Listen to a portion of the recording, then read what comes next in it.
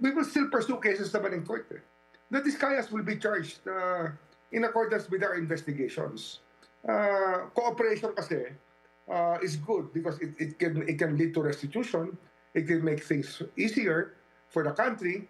But if they want to give the country a hard time, so be it. Doon sa naging desisyon ng Discaya couple not to cooperate for now, what do you think of that? I mean, was that a good move? Ano na yan nangyari na yan sa amin nung isang linggo sa DOJ, nung nasa DOJ pa ako Nung sinabihan sila na huwag kayong aasa na hindi na kayo makukulong kasi sa dami ng krimen na pinag-uusapan dito, baka hindi nyo makuha yung blanket immunity na kinakailangan nyo.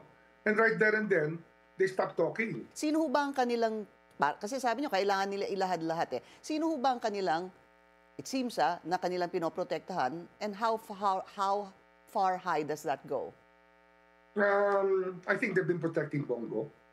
The joint venture that they had with CLTG, with the family of Bongo. That's one of the protection, one of the people that they've been protecting. To be blunt about it. Senator Bongo. You're looking into this as well, Ombudsman, yung kay Senator Bongo? Of course. Ano yan kasi nga yung mga prohibited interest, conflict of interest, isa yan sa special, special areas of concern in researching the culpabilities of people so we can have restitution given to the country.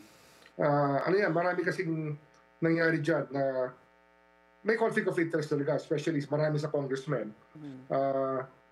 They were even the contractors in their own districts. Kapatid nila, o kaya minsan sila mismo.